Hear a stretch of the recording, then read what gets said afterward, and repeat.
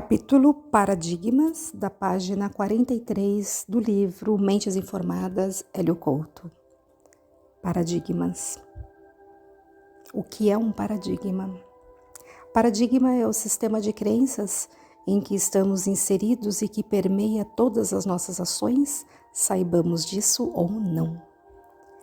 Entender a força de um paradigma e a necessidade de ultrapassá-lo, quando este não atende mais às necessidades de uma época, é crucial para que compreendamos tudo o que vamos abordar neste livro. Vivemos num mundo tridimensional, aparentemente sólido e material. Somos dotados de 5 sentidos e deles nos utilizamos para interagir com o meio. Isso é natural. Todavia, pode se tornar um problema quando deduzimos que a realidade que nos cerca se resume ao que nossos sentidos percebem. Desta forma, o real passa a ser apenas o que tocamos, cheiramos, saboreamos, vemos e ouvimos, nada mais. Percebemos o ambiente por meio dos sentidos. Nossos receptores, retina, cóclea e terminações nervosas, transmitem sinais a certas áreas do córtex cerebral, onde são decodificados e traduzidos para imagens visuais e outras sensações sensoriais. Sentimos na pele quando tocamos algo além do nosso corpo. Sentimos o gosto daquilo que colocamos na boca. Sentimos os aromas, enxergamos o que está ao alcance da nossa visão e ouvimos os sons próximos a nós. Nossas sensações são o senso de alguma coisa, mas não certezas. Elas são subjetivas. O mesmo estímulo pode produzir sensações diferentes em diferentes cérebros. Nossos neurônios podem processar apenas uma fração dos sinais que recebemos do ambiente, como se houvesse um filtro entre nós e a natureza, permitindo apenas a passagem de algumas frequências luminosas, sonoras e táteis, que são então traduzidas em imagens mentais. O que nós vemos torna-se imagem. A audição produz imagens, assim como tudo que tocamos, inalamos e saboreamos. Pensamos imagens, sonhamos imagens. O que absorvemos do exterior ou o que produzimos dentro de nós é sempre visto com os olhos da mente. A realidade permanece velada, ninguém a conhece e tudo é interpretação. Somos cegos para o mundo, não estamos olhando para fora, mas para dentro de nossa própria cabeça. Somos prisioneiros de um mundo interior, de uma máquina que produz uma realidade virtual. Portanto, nossos sentidos nos mantêm separados deste mundo externo por meio de representações que não são reais. Portanto, a alegação, se não percebo, não existe, é equivocada e arrogante. Percebemos somente uma porção ínfima do oceano de vibrações em que estamos imersos? Nossos sentidos apreendem apenas 5% dos sinais que o mundo emite, o que significa que perdemos 95% do nosso ambiente. Desde o aparecimento dos primeiros homens sobre o planeta, tem sido assim. Sendo só isso o que percebíamos do mundo, nossas crenças sobre a natureza da realidade dependiam basicamente das percepções sensoriais.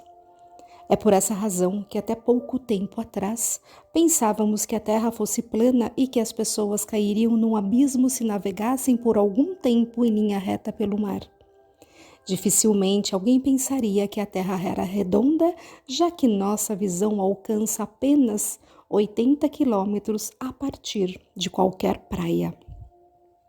Cercado pelo pequeno alcance da visão humana, o mundo passou a ter 80 quilômetros na nossa mente.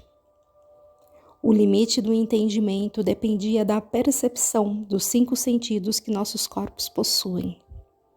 Qualquer coisa que estivesse além deles era considerada incompreensível e sobrenatural. Encontramos descritas nos livros de Joseph Campbell as inúmeras concepções de que as civilizações tinham sobre a natureza da realidade, da criação, de como surgiu o mundo, de como ele funciona e de como é viver nele. Seus relatos nos mostram como nos preocupávamos com questões referentes à aquisição de comida, bebida, sexo, proteção contra a chuva, as enchentes, os raios, os terremotos, animais selvagens e outras ameaças externas. Isso incluía também como nos proteger em relação aos outros seres humanos que quisessem tomar nossos pertences, ameaçando nossa sobrevivência. Então nos juntamos em grupos, bandos, tribos, impérios e nações. Tudo isso baseado na nossa visão da realidade, na nossa percepção de como era o mundo. Nas noites de lua cheia, olhávamos para o céu e não sabíamos o que era aquilo que mudava de formato a cada 7 dias. Como aquilo ficava suspenso no ar, porque trocava de formato. Como não entendíamos, pensávamos apenas na utilidade da lua. Aquilo iluminava a floresta e o campo, facilitando a caçada noturna. Mas quando desaparecia, era um terror para nós, a escuridão total. O mundo desaparecia dos nossos olhos.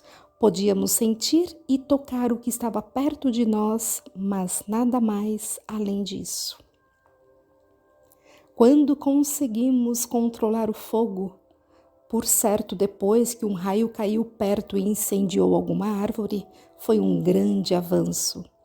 Já não dependíamos mais da lua para ter luz à noite. Podíamos também cozer os alimentos, facilitando nossa digestão e afugentar os animais selvagens. Controlar o fogo foi um avanço estupendo, uma daquelas coisas que fazem nossa forma de ver a vida e o mundo mudarem completamente. Facilitou tudo à nossa volta e nos deu um poder enorme. O fogo nos aquecia, iluminava, cozinhava nossos alimentos, mas também podíamos usá-lo na guerra, incendiando as casas dos inimigos. Sem dúvida, uma arma espetacular. O fogo atendia nossas expectativas sobre como o mundo poderia ser. Podíamos sentir o seu calor na pele, podíamos vê-lo, podíamos escutar a madeira estalando ao queimar e por isso ficávamos calmos e nos sentíamos protegidos. O fogo está totalmente dentro do nosso entendimento da realidade. Conseguimos percebê-lo através dos nossos sentidos e é fácil manipulá-lo. O fogo foi um sucesso em todos os sentidos, desde o início, pois permitiu que saíssemos das cavernas. Não precisávamos mais ficar aprisionados para nos protegermos, já que podíamos usar o fogo para afugentar os inimigos. No inverno, melhorava muito as condições dentro das cavernas geladas e agora podíamos até fazer desenhos nas suas paredes. E desenhávamos o que víamos, pintávamos nossas atividades diárias, nossas caçadas, por exemplo. Em muitas cavernas, esses desenhos estão até lá os dias de hoje. Um dia, por qualquer razão, alguém de nossa tribo parou de respirar. Não se movia mais. Podíamos sacudir o seu corpo, gritar com ele que não havia reação. E depois de um tempo, começou a cheirar mal. Então, tínhamos de nos desfazer daquele corpo que se tornou ruim para a nossa visão. Ele se decompunha e é muito ruim ver um corpo morto se desfazer. Aprendemos que quando temos contato com um corpo sem vida, também ficamos doentes. Não sabemos por quê, mas todos que têm contato com um morto ficam doentes. Então, resolvemos ficar longe dos mortos e chegamos à conclusão de que o melhor era enterrá-los. Deixá-los na superfície se decompondo estragaria as nossas casas, plantações e saúde. A melhor forma de se desfazer desses corpos era enterrá-los. E aí então nasceram os cemitérios. É muito confortante viver no mundo que compreendemos, um mundo simples, com regras simples, sem complexidade. Um mundo em que não precisamos pensar em coisas complicadas do tipo: o que eu estou fazendo aqui? Que lugar é esse onde estou? Como apareci aqui? E o que acontece depois que paramos de respirar? Esta pequena viagem aos primórdios da humanidade nos mostra como somos influenciados e limitados por nossas percepções sensoriais. Como nossa visão de mundo ou paradigma evolui para se adequar a novos contextos e vice-versa. Paradigma, então, é um modelo da realidade aceito pela maioria que condiciona nossa percepção, forma de pensar, avaliar e agir, e que é culturalmente transmitida às novas gerações. Repetindo, paradigma é então um modelo da realidade aceito pela maioria que condiciona nossa percepção, nossa forma de pensar, avaliar e agir, e que é culturalmente transmitida às novas gerações. Portanto, trata-se de um modelo nada mais do que a forma de perceber a realidade por uma parcela predominante da sociedade. É o conjunto de crenças que sustentam uma visão de mundo. O físico Thomas Kuhn foi o primeiro a utilizar a palavra paradigma como um termo científico em seu livro A Estrutura das Revoluções Científicas. Segundo ele, a ciência atual está atrelada aos modelos de mundo dos quais surgem tradições de pesquisa que determinam ideias e comportamentos à sociedade. Em outras palavras, são os princípios estabelecidos pelo paradigma que está em vigor que determinam como devem ser compreendidos ou interpretados os aspectos desse mesmo mundo. Assim, a ciência não é tanto um processo de descobertas. Assemelha-se mais a um método de construção sempre intelectualmente coerente com aquilo que os homens pensam e já assumiram como verdadeiro. A ciência constrói sempre sobre fundamentos filosóficos bem definidos. Sendo essa metodologia, é sempre o paradigma vigente que determina o enfoque que deve ser dado a qualquer visão de mundo, mesmo se há outras abordagens igualmente possíveis e do mesmo modo coerentes. Estas verdades, entre aspas, são tidas como absolutas à semelhança de um dogma religioso no sentido que discuti-lo ou contrariá-lo seria uma heresia. Normalmente, não nos damos conta dos paradigmas que orientam nossas vidas, seja por comodidade, já que teremos que mudar para nos adaptar a ele, seja porque o sistema em que estamos inseridos não nos estimula a questionar nossas crenças para não abalar o status quo. Desta forma, a maior parte das pessoas passa pela vida sem se perguntar se tudo aquilo que lhe transmitiram é verdadeiro ou pelo menos coerente com as suas próprias experiências e percepções. Os que partilham de um determinado paradigma aceitam a descrição de mundo que lhe é oferecida pelas autoridades, que são os pais, professores, sacerdotes, gurus, cientistas e mídia, sem criticar os fundamentos íntimos de tal descrição. Isto significa que sua visão está organizada de maneira a perceber somente determinado conjunto de fatos. Qualquer coisa que não seja coerente com tal descrição passa desapercebida ou é vista como algo marginal a ser combatido. Vamos exemplificar. Uma pessoa doente que só acredita na existência da matéria e no que os 5 sentidos lhes informam, dificilmente procura terapias como acupuntura, pelo menos como primeira escolha terapêutica. Essa técnica milenar de origem chinesa envolve a manipulação de energias que percorrem trajetos anatômicos invisíveis chamados meridianos. No estudo da anatomia, Podemos visualizar vasos sanguíneos e trajetos nervosos, mas nunca os tais meridianos. Esses canais de energia localizam-se também, invisível, no corpo energético, localizado ao redor e interpenetrando o corpo físico e que vibra numa frequência diferente dele. O corpo energético influencia diretamente a saúde pelo fato de ser uma matriz energética. Atua como uma espécie de forma do corpo físico. Por essa razão, segundo a medicina tradicional chinesa, a maioria das doenças acontece primeiramente a este nível, na forma de desarmonia energética, para que depois se instalem no corpo físico tempos depois. Por envolver conceitos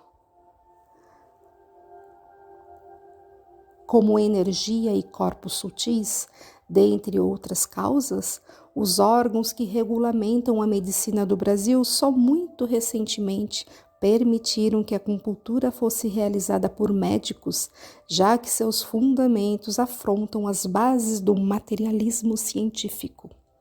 Hoje, sua prática é alicerçada nas fortes evidências de que a inserção de agulhas em pontos específicos do corpo traz vários benefícios à saúde, mesmo que a ciência oficial não entenda ou aceite seus mecanismos de ação.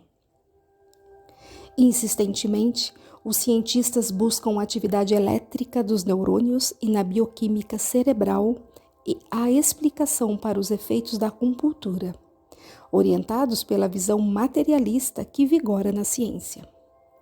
O materialismo é a ideia de que, no fim das contas, tudo será explicado em termos de correntes elétricas, reações químicas ou leis físicas ainda não descobertas. A mente e o corpo são meros epifenômenos. Quando se trata de uma crença suficientemente forte em algo, a mente racional ignora ou nega a existência de qualquer fato ou fenômeno que se contrapõe ao paradigma vigente, na tentativa de quê? De invalidá-los. Sendo assim, toda forma de intolerância, tabu e preconceito tem origem no paradigma que vigora numa sociedade.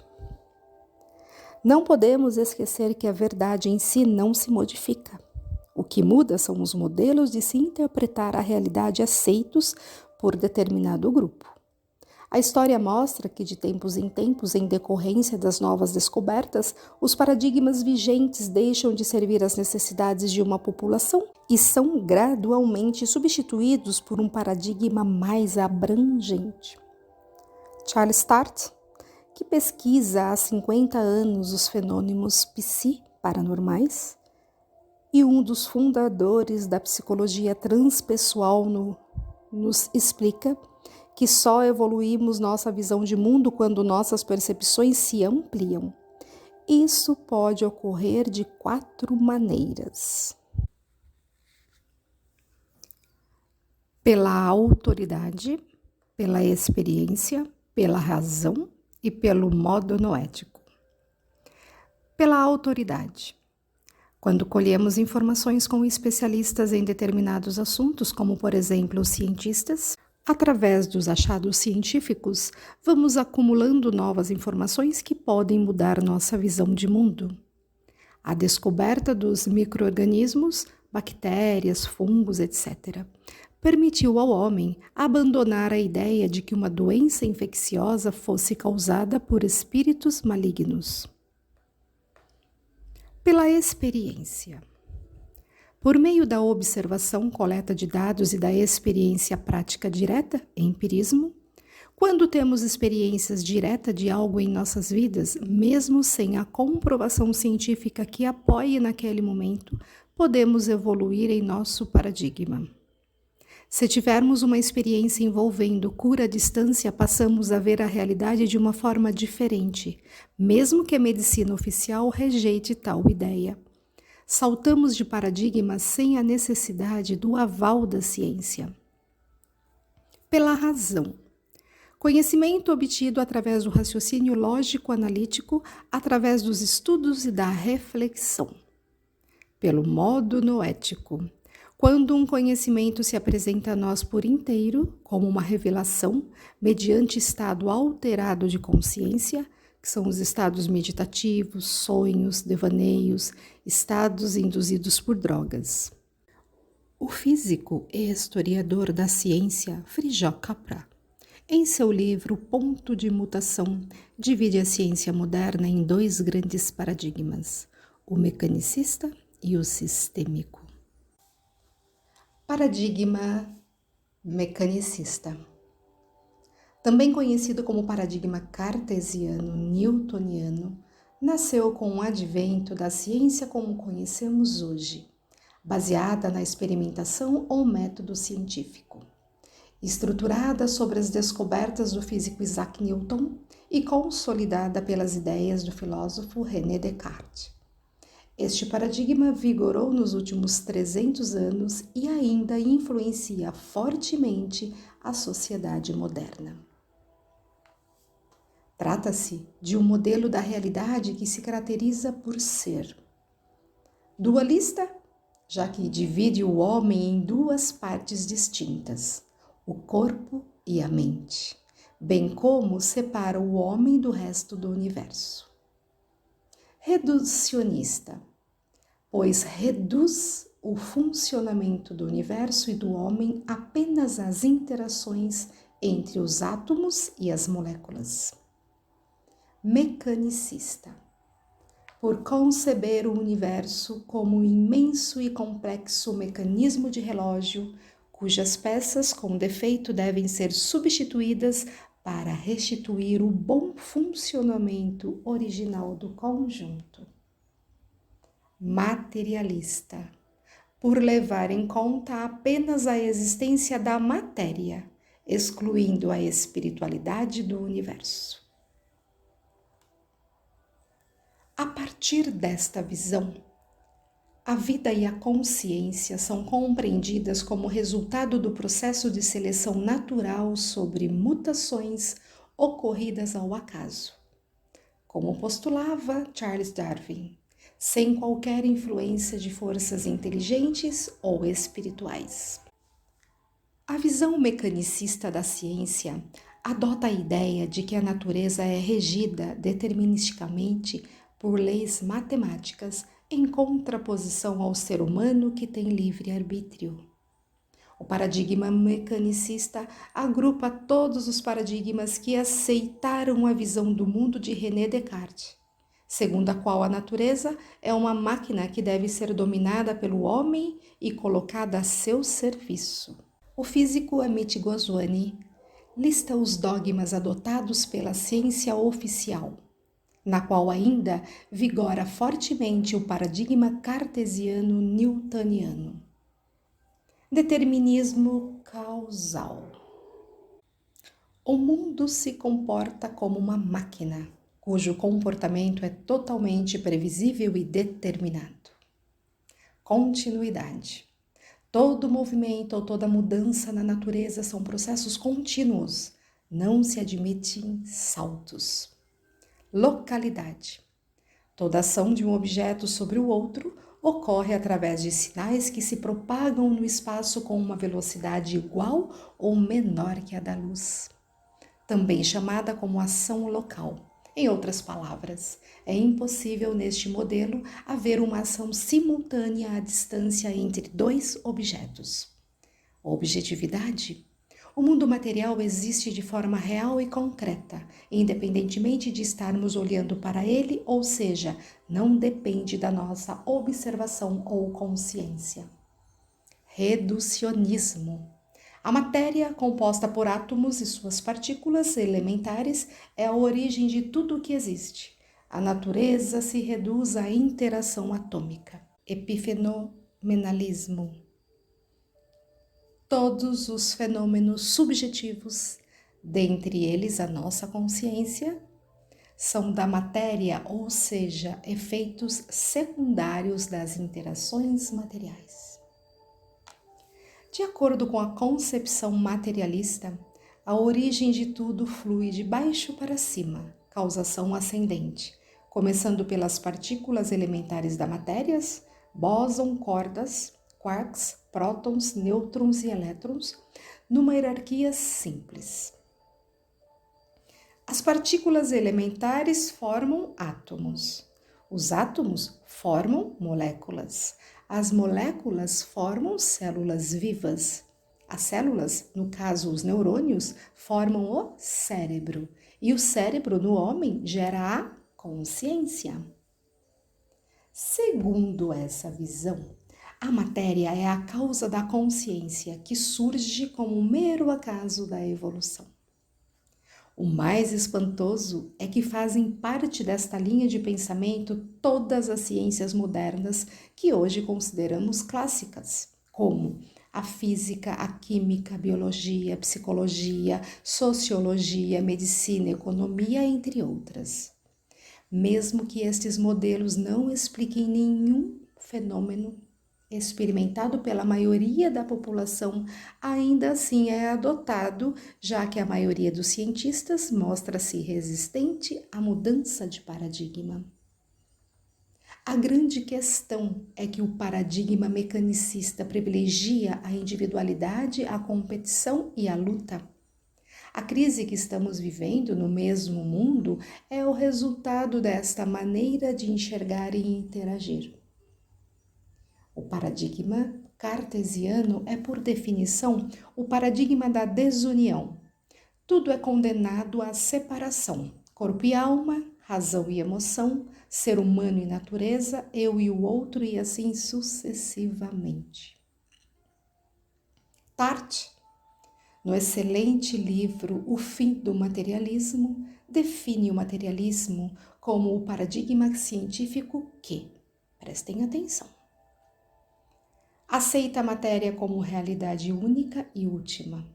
Acredita que o universo é controlado por leis físicas imutáveis e pelo acaso absoluto. Insiste que o universo não tem um criador, nenhum propósito, sentido ou destino objetivo. Todas as ideias sobre divindade ou espírito são ilusões ou superstições. A vida e a consciência são decorrentes de processos físicos e surgiram de interações meramente casuais. Nossas ferramentas para interagir com o meio são apenas os 5 sentidos e a razão. O livre-arbítrio é uma ilusão, pois somos seres condicionados por leis biológicas.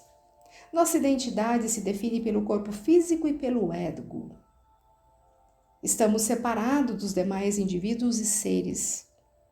Os que nos agradam pensam como nós, ou nos ajudam a evitar os sofrimentos são nossos inimigos. Aqueles que nos fazem sofrer, que pensam diferente de nós ou não permitem que sintamos prazer, são nossos inimigos. Não existe vida após a morte e não existe seres não físicos. Esta lista nos permite entender o estado atual da humanidade. Essa visão separatista é que origina desigualdades sociais, miséria, guerras, crises econômicas, ditaduras, abandono, exploração dos menos favorecidos, doenças, intolerância, violência e impunidade. Como podemos ver, não é somente a ciência a ser atingida por um paradigma, mas todos os setores da sociedade, com as deploráveis consequências que hoje se observam em escala global. Em contrapartida, vemos surgindo um novo paradigma que deverá trazer novas perspectivas ao mundo. Que paradigma é esse? É o paradigma sistêmico. Nos últimos anos, estamos vivenciando uma mudança paradigmática, mas que vem se instalando de forma muito gradual.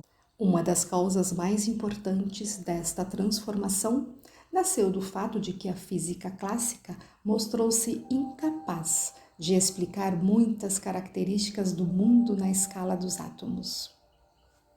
Nas 3 primeiras décadas do século XX, surgiram 2 grandes revoluções dentro da ciência. a física relativística e a física ou mecânica quântica, que modificaram completamente nossa maneira de compreender o universo. Acabaram por conduzir na segunda metade do século XX ao nascimento de um novo paradigma, o quântico relativístico, também chamado holístico ou sistêmico.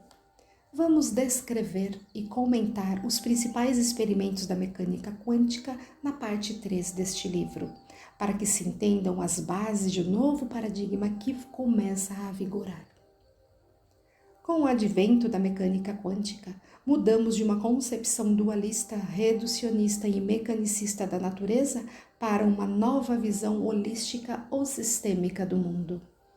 Neste novo paradigma, mente e corpo, homem e universo, eu e o outro, são concebidos como uma unidade, interrelacionando-se por meios de conexões quânticas não locais, que permitem comunicação e influência instantânea entre eles. O que não se admite pelo antigo paradigma científico. Segundo Tarde, esse paradigma mais abrangente é capaz de explicar aspectos da vida humana que o materialismo é incapaz, já que aceita a consciência como realidade única e última, entende que o universo foi criado e é mantido por um poder inteligente, uma intenção organizadora e que está em evolução. Nossas ferramentas para interagir com o meio são os 5 sentidos: a razão, acrescidos da intuição e os poderes psíquicos. Livre-arbítrio é sim uma realidade. Nossa identidade se constitui de corpo, mente e alma. Estamos todos entrelaçados, emaranhados, por isso não faz sentido algum pensarmos em termos de inimigos. Existe vida após a morte física. Existem sim seres não físicos em processos de evolução. Durante o século XX, vimos nascer essa nova visão de mundo e presenciamos o surgimento de um conhecimento transdisciplinar, fundamentado em ciências como a cibernética, a teoria da informação, a teoria do caos, a parapsicologia, psicologia transpessoal, a nova física da informação quântica, dentre outras. Apesar disso, a sociedade está em uma crise sem precedentes na história da civilização, tal como a crise pela qual passou a ciência, a física, nos idos de 1920.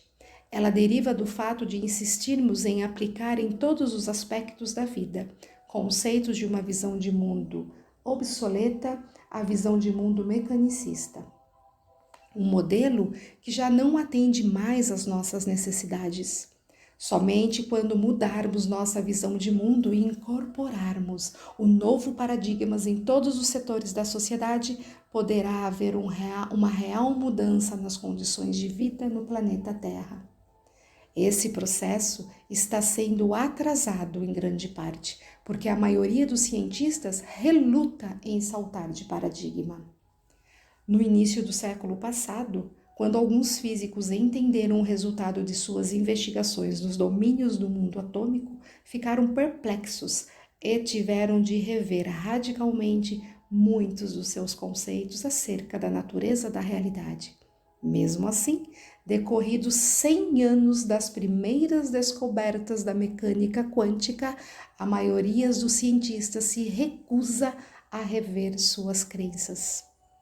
Por um lado, temem ser classificados pela comunidade como pseudocientistas ou esquizotéricos, principalmente quando ousam incluir a consciência ou a espiritualidade em suas equações. O grande temor de um cientista é que se, num determinado momento, os resultados das suas pesquisas o levam a abraçar ideias além dos limites do paradigma vigente, possa ser visto com desconfiança pelos colegas ou confundido com um místico. Charles Start faz referência à marginalização científica de quem foge ao paradigma vigente. Ninguém é queimado vivo por questionar a verdade, entre aspas, convencional. Ninguém é queimado vivo por por questionar a verdade convencional, mas os periódicos profissionais relutam em publicar as pesquisas que sugerem existência de fenômenos psis ou lhes conferem legitimidade enquanto temas de estudos científicos. Por outro lado, aceitar as regras do velho jogo garante ao cientista ser aceito pela comunidade científica, ter seus artigos publicados nas mais renomadas revistas científicas, ter acesso ao financiamento, doações, fundos de pesquisas, etc. Tudo é uma questão de poder. O que ameaça os interesses deste poder é classificado como bizarrice de alguns físicos que ousam pensar diferente. Neste jogo, ninguém é poupado das críticas severas e maldosas proferidas por aqueles que defendem com unhas e dentes o antigo feudo. Abraham Maslow, psicólogo que foi o principal fundador da psicologia humanista e transpessoal, chamava de patologias da cognição o conjunto de fatores que nos impedem de ter um entendimento mais profundo do eu e da realidade. Essas desordens da compreensão constituem a base da preconceituosa rejeição cientificistas do espiritual, acrescida da imensa zona de conforto em que a maioria deseja permanecer. Grande parte dos físicos não vê problema algum em ignorar a profundidade dos achados da mecânica quântica. A coisa mais difícil é convencer uma pessoa de um assunto quando seu salário depende de que ela não o entenda. Se o físico compreender o significado profundo da mecânica quântica, ele perde na hora o seu emprego no laboratório ou na universidade. Então o salário, a casa, o carro, a família, toda a sua vida material depende de que ele não entenda nada disso. Por isso ele não entende, ele se fecha, cria um bloqueio total e não entende nada. Pela mesma razão, o povo não entende. Por quê? Para manter o status quo. A física estuda como é a realidade. No entanto, é preciso se deter à física daqueles que já se desapegaram de seus empregos, aqueles 5 ou 6 físicos que aparecem no filme Quem Somos Nós. Nele, vemos William Tiller, professor emérito da Universidade de Stanford, contando que pediu demissão de todos os seus empregos, com exceção de um, para poder falar, para poder fazer a ciência real e honesta. Como desabafa Charles Tart.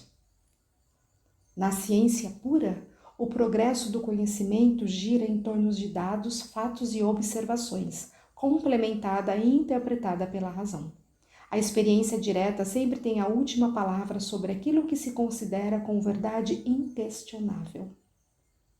Infelizmente, há um cancro chamado cientificismo, que é a deturpação dogmática da ciência constituída por crenças científicas intransigentes e arrogantes, que fazem com que os cientistas se fechem às novas experiências, ignorando os dados das experiências por não se encaixarem em seu paradigma. Se não tivermos senso crítico e algum entendimento dessa questão, continuaremos sendo vítimas dos abusos das autoridades científicas e permitindo que eles nos digam que estamos enganados sobre questões fundamentais da nossa existência. Enquanto não abrirmos os olhos para isso, continuaremos vulneráveis à falsa invalidação dos temas importantes como, por exemplo, a espiritualidade, baseada na mais pura arbitrariedade. Enquanto o novo paradigma não é implantado de vez numa sociedade, os primeiros que aderem a ele são rotulados como excêntricos, loucos ou aproveitadores, até que uma massa crítica se renda à implacabilidade dos fatos e lidere o salto da consciência necessária à migração paradigmática. É apenas uma questão de tempo até que a humanidade passe a viver sob essa nova luz. Lamentável que até lá muito sofrimento desnecessário vá acontecer. É lamentável.